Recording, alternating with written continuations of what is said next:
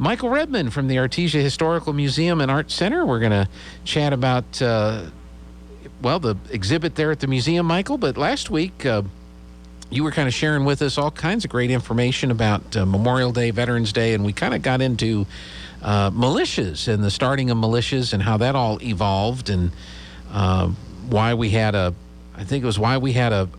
Veterans Day before we had a Memorial Day, and just the culture of the country at the time. And good morning. Glad to have you back with us. And where would you like to take us today?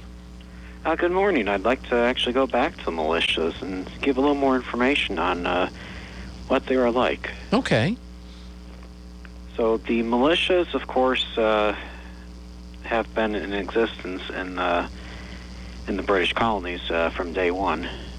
It was interesting to read something I studied a bit in undergrad, just reading about Virginia's laws on militias before it became part of the United States, and had things like requiring all colonists, male, to carry and own a musket at all times, even the church, and laws that made it illegal to sell muskets to Native Americans at the same time.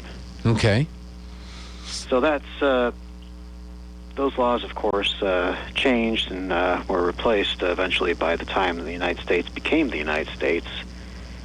And so the first law regarding militias was passed in 1792 that required all white men between the ages of 18 and 45 to serve in the militia of their respective states.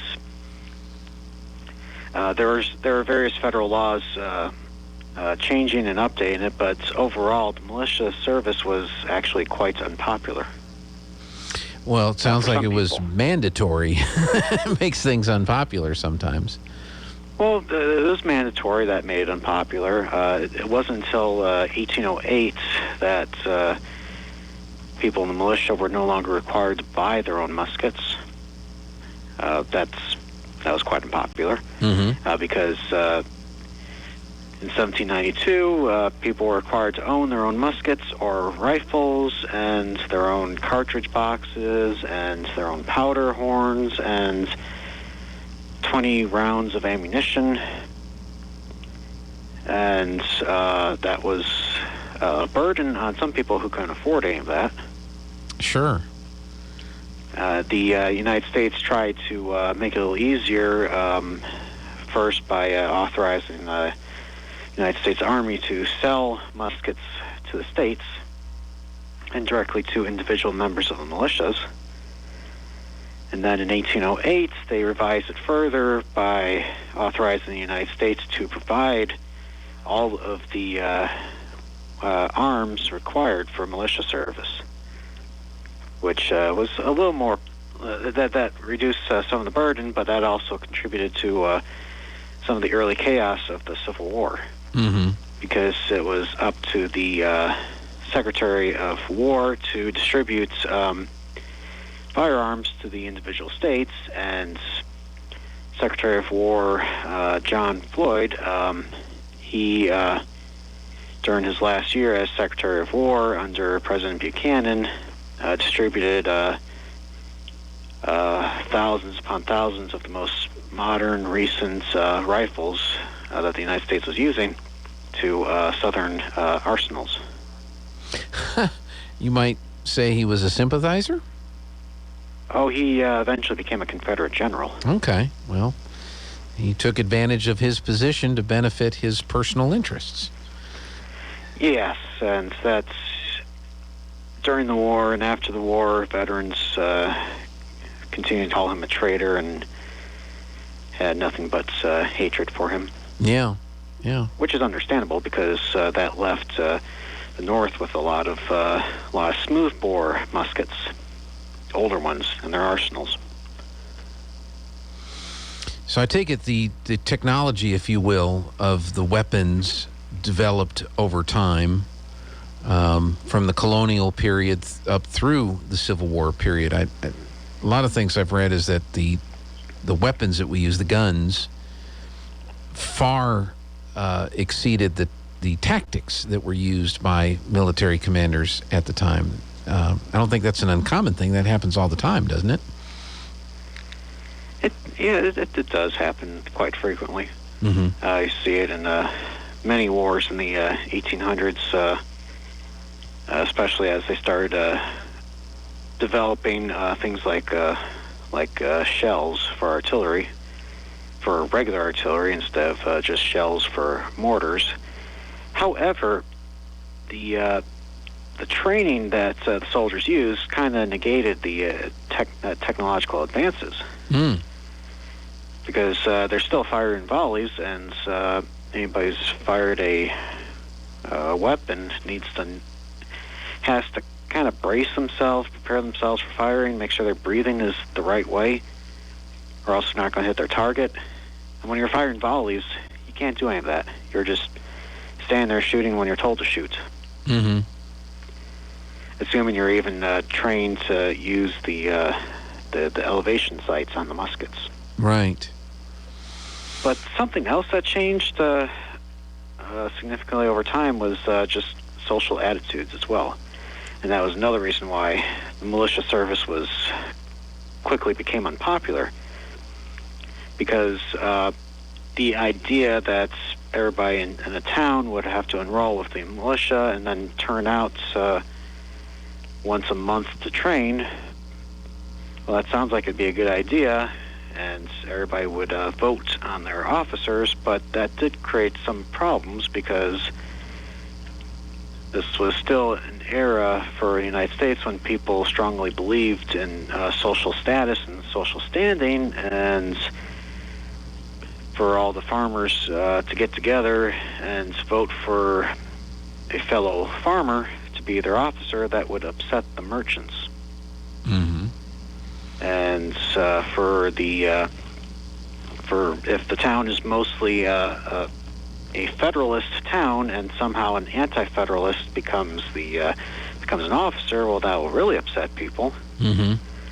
And the prestigious doctors, they're just not going to show up at all. Right. Well, it's war, or they're above that, I guess.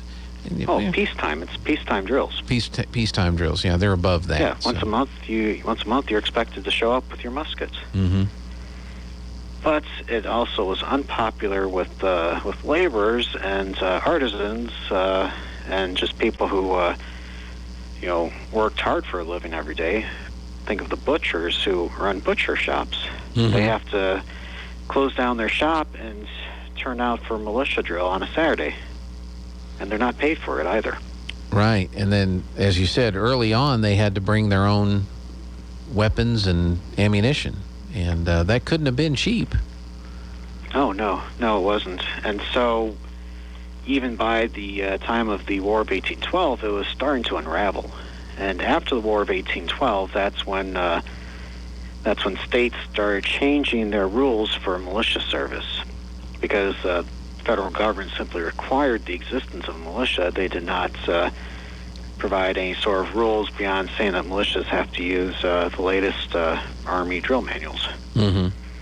So states started changing things. Some of the things they did was, instead of jailing people who didn't show up, they simply fined them, which created yet another point of concern for people, which was that wealthy people just paid their way out of serving. Of course they did. And then finally, by the 1840s, the states just kind of gave up altogether and switched from compulsory militia service to voluntary militia service. And I think I asked you this last week. Were the militias the precursor to what is now the National Guard, or did the National Guard evolve from the militias and all the issues that the states were having with the militia compliance? Well, the National Guard, in 1903, there was yet another militia act that separated out the active militia and the reserve militia, the active militia being the state militia, and they were labeled the National Guard. The reserve militia was any and all men aged 18 to 45. Okay. would be subject to being called up. But the active militia were the people who actually did drills once a month and would be called up by the states and by the federal government. There were subsequent acts that changed that even further to changing the state militias to being a reserve formation for the United States Army instead of being strictly a states-organized state-level army. Mm-hmm. And so that is the modern National Guard. Okay. But it just seems like from what you've researched there that in many cases the militias were kind of a burden on the states and not very popular amongst the population. Yes and no. They were, like individuals disliked the militias, but overall, especially in larger cities, militias were popular. And they sort of took on especially in cities where you had a choice of how to serve. Mm-hmm. So if you're living out in, like say you're living out, if Eddy County was transported back 100 years from the time the Artesia was found in 1905 back to 1805, a small county with a small population, the county would have like one militia company. Mm-hmm. But say New York City, Boston, Richmond, New Orleans, you have large populations, so you have entire regiments of militia, and people could choose the unit they could join. Gotcha. And so you'd see things like ethnic militias, the Irish, the Germans, they would form their own militia companies. And so it was bonding. It wasn't just drilling once a month, it was having fun. Right, amongst those common groups. And then, but the militias were run by state appointed people, or were they almost like private entities that were under contract with the state? Oh no, it was state appointed, state funded, state regulated everything prior to the Mexican War of 1848. Okay. And the states would appoint the regimental officers as well, which also created a lot of issues because if a town was mostly Whig, but the governor was a Democratic Republican, odds are pretty high that the regimental officers appointed will not be Whigs. Mm-hmm. And that became a significant point of issue during the Mexican War of 1846, where unpopular officers were put into place, and that led to situations like mutinies with the Massachusetts regiment that was sent to Mexico. And there was a regiment from North Carolina where the colonel was not of the common political party, and so he had multiple riots, and at one point he had to shoot one of his own men in self-defense. So if people only would learn history a little bit more and learn some of these things, that we had issues in the past just like we have issues now, and that is interesting that those types of things happen. I guess it was that war that was the motivation for the major changes that happened, or was it a combination of things? Well, it was mostly the War of 1812 because during that war, the United States had, if I remember correctly, there was like 4 regiments of infantry and some scattered batteries of artillery here and there, but that was it. Yeah. And they tried to mobilize the militias, and the militias did not want to cross state lines, so the United States formed, I believe, a total of 48 infantry regiments and 4 rifle regiments. And after the war, they consolidated them down to just 8 regiments. But it was, but they realized that they had to have volunteers, and they had to have federal soldiers. That the militia system wasn't good enough. But after the war, there was little political will for maintaining a standing army again, because people forget. Yeah. The same thing after the American Revolution. They disbanded the Continental Army and then suddenly discovered, like with St. Clair's disaster, that the militias just weren't functional enough to fight. Right, and you had to be ready for that when that situation presented itself. Michael, we've got about 30 seconds left. You do have your exhibit open for folks to come and see, the fashionable fashions, fatherly fashions. I'm sorry. The fashionable founding fathers. All right, I knew fashionable was in there and fathers was in there. How's that been received? Oh, we've had some people stop by and give pretty good compliments on it. Excellent. It's an interesting exhibit. The menswear of 1905.